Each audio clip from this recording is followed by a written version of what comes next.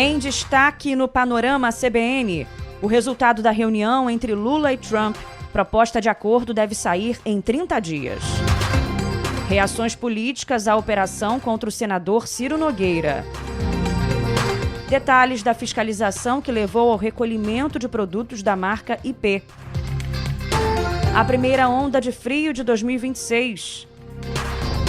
E o cessar-fogo conturbado na guerra entre Estados Unidos e Irã. Panorama CBN. Oi, tudo bem? Eu sou Bianca Santos e esse é o Panorama CBN da manhã de sexta-feira, 8 de maio de 2026. Eu te conto em menos de meia hora o que de mais importante acontece no Brasil e no mundo. Vamos juntos.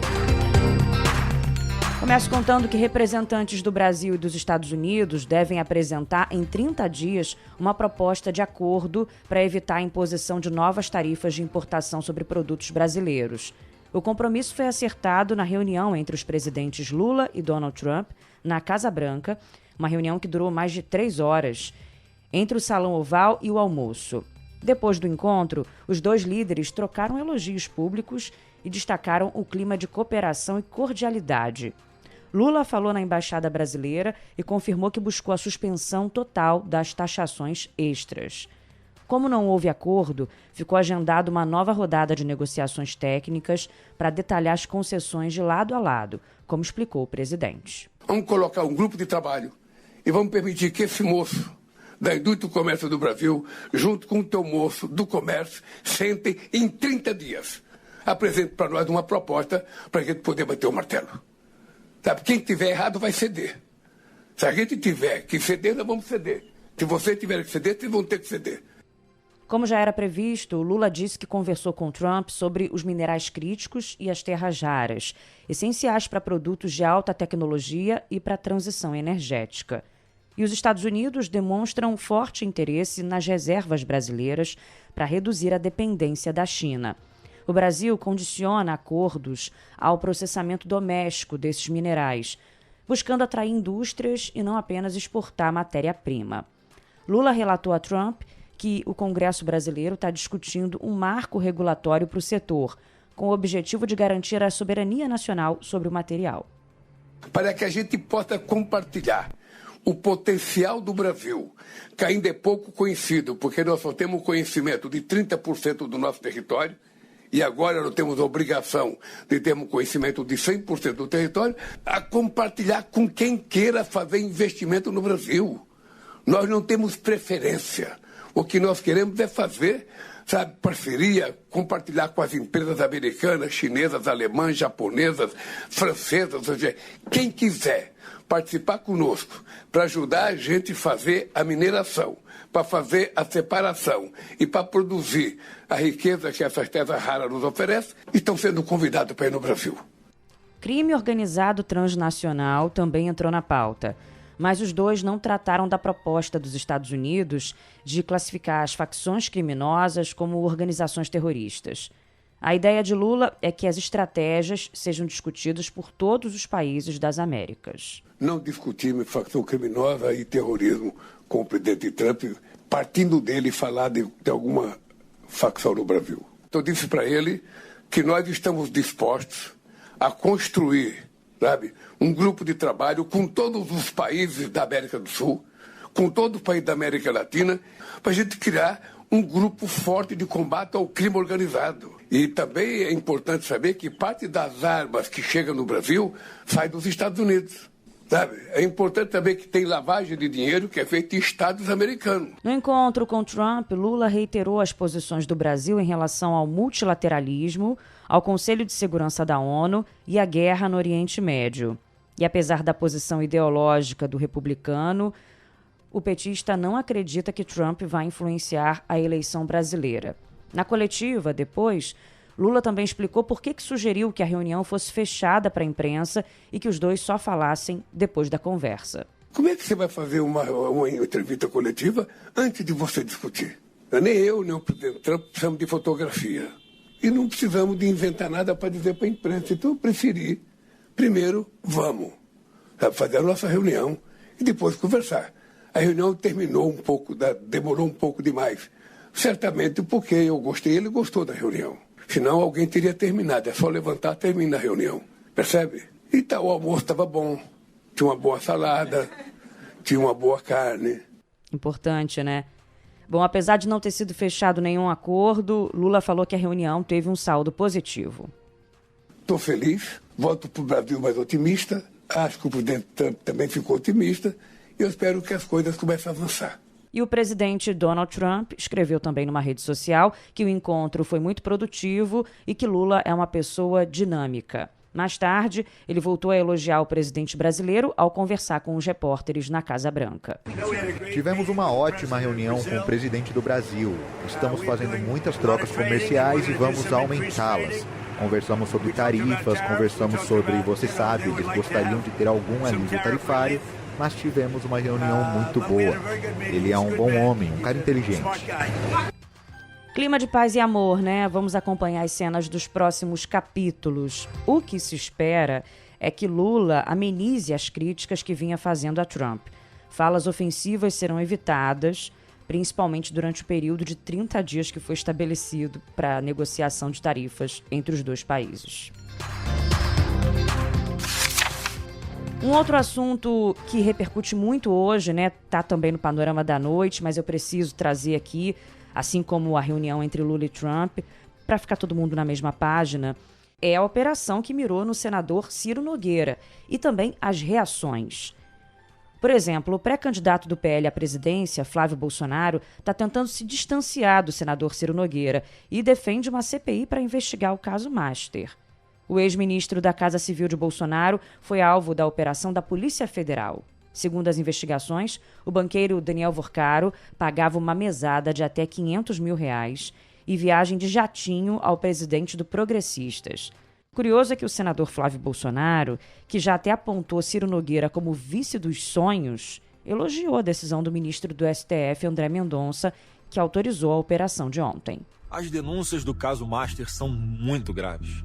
E o ministro André Mendonça agiu corretamente ao autorizar a operação. Eu acredito que se há qualquer suspeita, ela tem que ser investigada. Agora, o que o Brasil espera é que tudo seja apurado até o fim, sem blindagem, sem acordão, sem proteção política. E o Congresso Nacional tem obrigação de fazer a sua parte. É por isso que a CPI do Banco Master precisa sair do papel. O povo brasileiro merece saber toda a verdade. Como esse banco cresceu, quem estava por trás, quem se beneficiou. O vídeo do pré-candidato do PL foi postado após a base do governo Lula intensificar a estratégia de tentar colar a imagem de Bolsonaro ao escândalo do caso Master. O líder do governo na Câmara, Paulo Pimenta, disse que a operação contra Ciro Nogueira confirma a ligação de integrantes do governo passado com o esquema. Eu acho que essa operação da Polícia Federal ela acabou evidenciando ainda mais que esse Bolsomaster, ele tem conexões no coração do governo Bolsonaro. Afinal de contas, nós estamos falando do chefe da Casa Civil do governo Bolsonaro. Nós estamos falando do presidente do Banco Central do governo Bolsonaro. Então, essas conexões, elas revelam uma relação direta do presidente da República com o esquema do Bolsomaster. E nós temos que imediatamente instalar a CPI e dar uma resposta para a sociedade brasileira para que efetivamente toda essa conexão política que envolve o Vorcaro e o Bolsomaster possa vir a público e todos os envolvidos sejam identificados e possam ser exemplarmente punidos. O pré-candidato do Novo, Romeu Zema, aproveitou o episódio para reforçar o slogan de campanha. Vorcaro pagava mesada a políticos vendidos. Ele bancava viagens de luxo para os intocáveis de Brasília. Pagava viagens de jatinho com direito a hotel de luxo, lagosta e uísque à vontade. Sabe para quê? Para esses safados acobertarem as fraudes do Banco Master por meio de leis apresentadas ao Congresso. Foi isso que a Polícia Federal revelou hoje. A APF afirma que havia uma troca de interesses financeiros indevidos entre o senador Ciro Nogueira e Daniel Vorcaro. O banqueiro pagava ao senador uma propina de R$500 mil por mês, além de outras vantagens econômicas, como viagens internacionais, despesas em restaurante e em hotel de luxo em Nova York. Em troca, o presidente do Progressistas atuava no Senado em favor dos interesses privados de Vorcaro. A PGR diz que a operação era necessária porque Ciro Nogueira poderia usar a rede de influência dele para destruir provas e intimidar testemunhas. O relator do caso no STF, André Mendonça, diz que Ciro Nogueira é indicado como destinatário central das vantagens indevidas e como agente público que, em tese, instrumentalizou o exercício do mandato parlamentar em favor dos interesses privados de Daniel Vorcaro. Bom, outros detalhes, como eu falei, estão no panorama da noite. E eu fecho te contando que, segundo as investigações, quem repassava o dinheiro da propina para o senador era Felipe Cansado Vorcaro, que também foi preso ontem. Ele que é primo de Daniel Vorcaro e já tinha sido alvo de um mandado de busca na segunda fase da Compliance Zero em janeiro. Na época, ele estava até num condomínio em Trancoso, lembra? Na Bahia, e fugiu num carrinho de golfe pouco antes das 6 da manhã.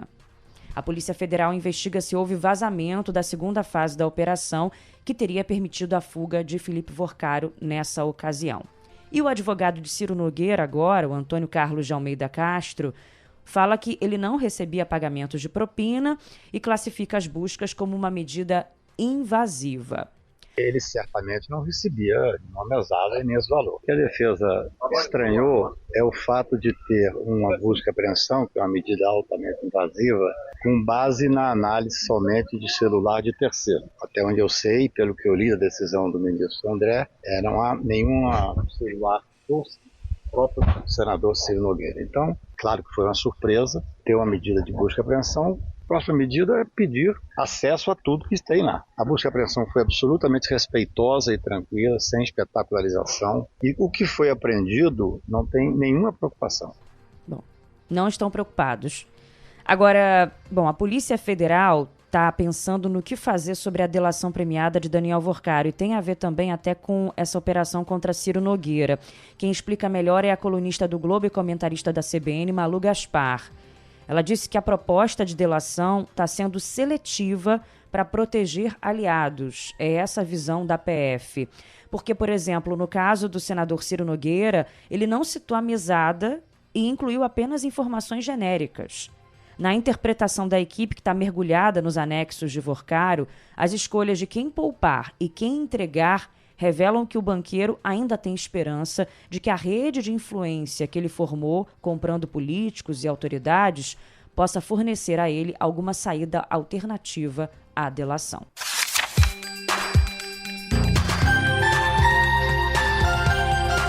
Trago novidades com relação ao recolhimento de produtos da IP.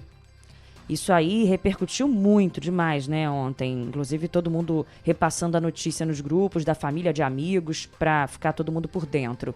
Enfim, o que eu conto é que a inspeção que motivou o fechamento de uma linha de produção da fábrica da IP em Amparo, em São Paulo, constatou, pela segunda vez, a contaminação de produtos de limpeza com micro-organismos. Fiscais que participaram do trabalho dizem que constataram problemas de higiene e investigam a hipótese de contaminação da água por esgoto nas instalações da empresa que produz detergentes, desinfetantes e sabão para roupa. O diretor do Centro de Vigilância Sanitária de São Paulo, Manuel Lara, contou ao Globo que a decisão de interromper a produção foi motivada por uma incapacidade da companhia de resolver de maneira consistente o problema, constatado inicialmente em novembro do ano passado. Já havia sido detectada a presença de uma bactéria em amostras de produtos feitos, Esse patógeno não é altamente contagioso, mas oferece risco, porque costuma infectar pessoas com baixa imunidade. É um organismo relativamente comum em casos de infecção hospitalar, afetando sobretudo o pulmão e particularmente em pacientes com fibrose cística. Não há certeza ainda sobre como a bactéria entrou nos produtos. Existe a hipótese de um rompimento numa estrutura para escoamento de esgoto que pode ter contaminado o reservatório de água usada nos produtos. E o ambiente de produção não era adequado, de todo modo. Tinha acúmulo de sujeiras no ambiente, no piso, em cima de tubulações e máquinas, e poeira, o que demonstrava uma falha na questão da limpeza. A intervenção, feita em novembro, e a análise, feita agora em abril, indicam que alguns lotes saíram aparentemente limpos. tendo passado por testes sanitários. O encontro do micro-organismo nos produtos feitos mais recentemente, porém, reacendeu a preocupação. Por isso, a Anvisa, que também participou da fiscalização, determinou não só a retenção dos produtos, mas também o fechamento das instalações daquele setor da fábrica. A linha de produção interrompida é grande e tem capacidade para fabricar anualmente 23 mil toneladas de detergente e 33 mil toneladas de lava-roupa líquido. A Anvisa não especificou a quantidade de produto que deverá ser recolhida no mercado, mas sabe-se que são unidades envasadas num período de 6 meses, de abril a setembro de 2025. Lembrando que o recolhimento é indicado para detergente, sabão líquido para roupas e desinfetante da marca IP de todos os lotes com numeração final 1. E o Centro de Vigilância Sanitária alerta para a importância de que não se descarte o produto no lixo, na pia, no ralo, nem na privada. A recomendação é que se mantenha o produto armazenado fora do alcance de crianças e animais, até que a empresa diga como que vai proceder com o recolhimento.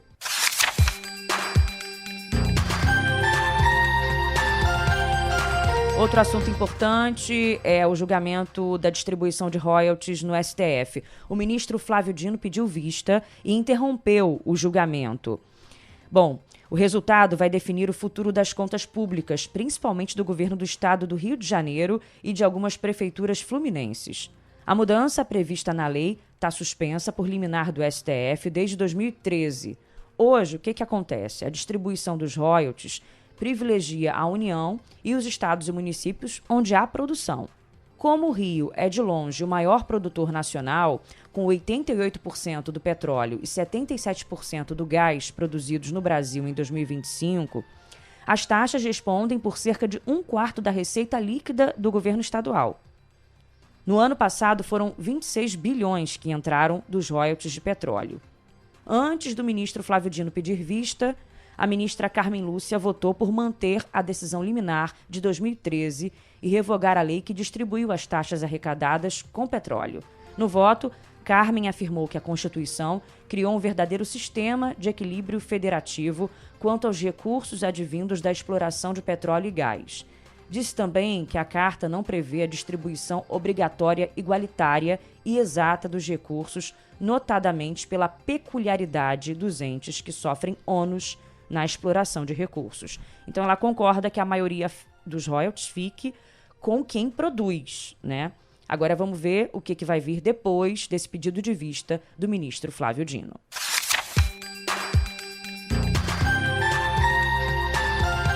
Importante notícia também a da prisão da empresária Carolina Estela Ferreira dos Anjos, suspeita de agredir e torturar uma empregada doméstica grávida em Passo do Lumiar, na Grande São Luís, no Maranhão. Ela foi presa pela Polícia Civil do Piauí. Ela havia fugido para a casa de um tio em Teresina após a Justiça expedir um mandado de prisão preventiva e, segundo investigações, planejava continuar a fuga para o litoral piauiense ou para o estado do Amazonas. A denúncia foi revelada pela TV Mirante, afiliada da TV Globo no Maranhão, e levou a Ordem dos Advogados do Brasil no estado a se manifestar pela prisão. Eu contei aqui essa semana, que as agressões contra a funcionária de 19 anos, grávida de 5 meses e acusada pela empresária de furtar joias, ocorreram no dia 17 de abril, na casa de Carolina, onde a vítima trabalhava. Vamos falar das condições do tempo agora, porque a primeira onda de frio de 2026 chega ao Brasil hoje e deve se estender pelo menos até a próxima quarta-feira, trazendo uma queda acentuada das temperaturas em boa parte do centro-sul do país. O fenômeno está associado ao avanço de uma frente fria que já provocava temporais no Rio Grande do Sul desde quinta-feira, mais conhecida como ontem, já que eu gravo esse podcast nesta sexta-feira, dia 8. E essa frente fria segue ganhando força pela região sul, onde há risco de chuva volumosa, granizo isolado e ventos que podem ultrapassar os 90 km por hora em alguns pontos. Por causa do avanço do sistema, há previsão de geada forte, de intensidade forte no sul e em áreas de Mato Grosso do Sul e São Paulo, de chuva congelada ou neve entre a noite de sábado e a madrugada de domingo em áreas serranas do Rio Grande do Sul e de Santa Catarina. da primeira friagem do ano no Acre, em Rondônia e no sul do Amazonas, e de temperaturas abaixo do zero em áreas serranas do sul, também bem frias em pontos de São Paulo, de Mato Grosso do Sul, em Mato Grosso, Rondônia, Acre, Goiás, Minas Gerais e Rio de Janeiro. Por exemplo, em Curitiba, mínima de 4 graus na segunda-feira.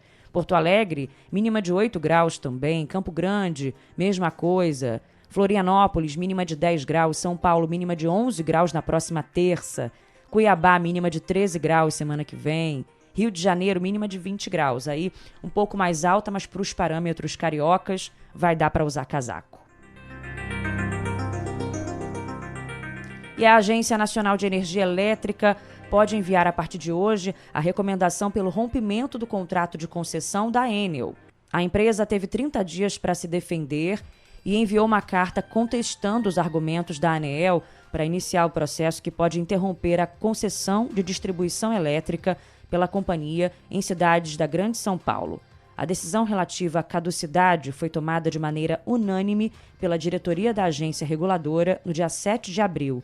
O Ministério de Minas e Energia tem a palavra final sobre o tema.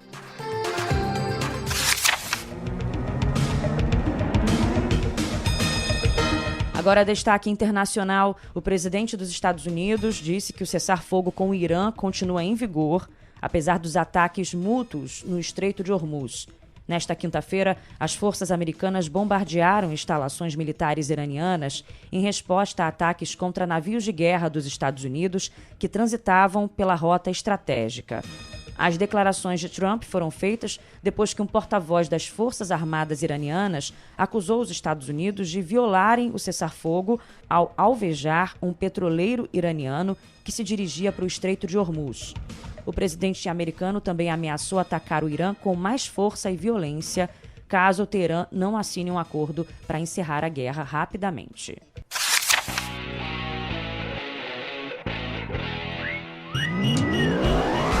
No futebol, primeiro extracampo envolvendo o jogo do Flamengo ontem pela Libertadores.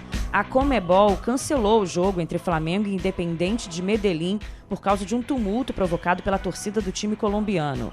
Com apenas 3 minutos de jogo, os integrantes de uma torcida organizada invadiram o campo e arremessaram bombas e sinalizadores no gramado. A partida ficou paralisada, primeiro por 1 hora e 10 minutos, antes de ser suspensa em definitivo por falta de segurança. Nos últimos dias, o Independiente Medellín foi eliminado do campeonato colombiano e o acionista majoritário, Raul Giraldo, se afastou após se envolver em uma polêmica com a própria torcida. Agora o Flamengo espera ser declarado vencedor da partida. O regulamento da competição prevê que, em casos de cancelamento por falta de segurança causada pelo time mandante, o adversário seja declarado vencedor por 3-0 por WO. Na outra partida envolvendo um clube brasileiro pela Libertadores, o Mirassol venceu a LDU no interior paulista por 2-0. Na Sul-Americana, o Bragantino goleou o Blooming por 6-0 na Bolívia.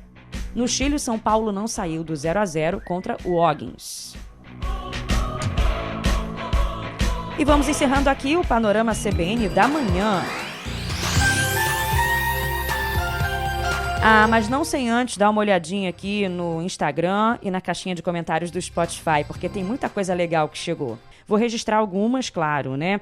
Por exemplo, do Cacá Monteiro, dizendo que nessa semana João Gomes, JP e Mestrinho lançaram o volume 2 do Projeto Dominguinho. Tá demais. Ele falou, tá lindo de ouvir. Na mesma hora eu lembrei, coloquei no carro, mandei foto pra ele e a gente ficou louco. E ele pediu 4 estações do Sandy Júnior, de Sandy Júnior, né? Que tem uma versão linda nessa releitura. Que acalma meu coração. Passa o inverno, chega o verão. O calor aquece minha emoção. Não pelo clima da estação, mas pelo fogo dessa paixão. E aí, lá no Spotify, o Au Au, é o perfil dele, também pediu o álbum Dominguinho, então tamo junto, tá? Sempre essa alegria, viver sonhando quem me dera. Nessa trilha mesmo, vou mandar um abraço para Kátia, que disse que ouve as 2 edições do Panorama de Aracaju, Sergipe, Kátia Simone Almeida. Pro Anderson também, que ouve todo dia de Guarulhos, São Paulo. Pra Catherine Dias, que tá ligadinha de Uberlândia, Minas Gerais. Um beijo, Catherine. Pro Leonardo Barcelos, que é de Joinville, Santa Catarina. Isso porque eu perguntei, né, de onde que você ouve o Panorama? Eu adorei receber um monte de mensagem. Aí, tem pedido musical do Thiago de São Paulo. Ó, eu sou roqueiro, assumido, mas fui pego pela loba no último fim de semana. Então bora de Waka Waka? Bora!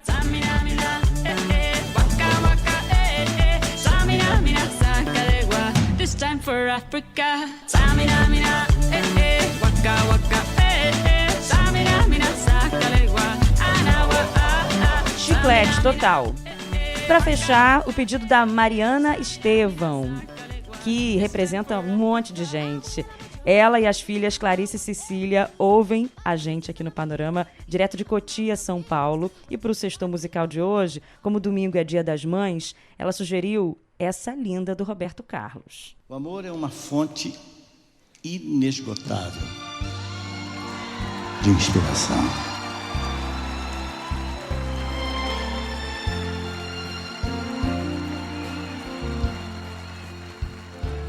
Eu tenho tanto pra lhe falar,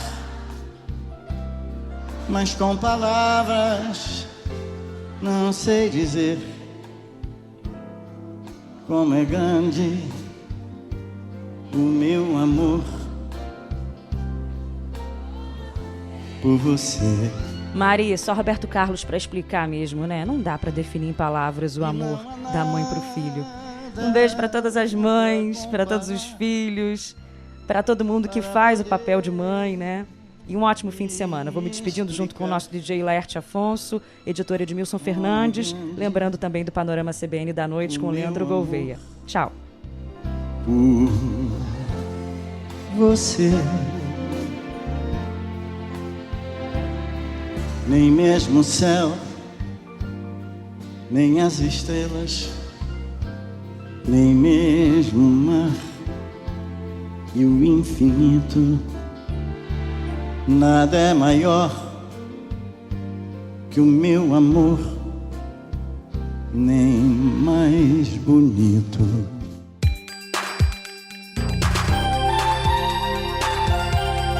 Panorama CBN. As principais notícias do dia em menos de meia hora.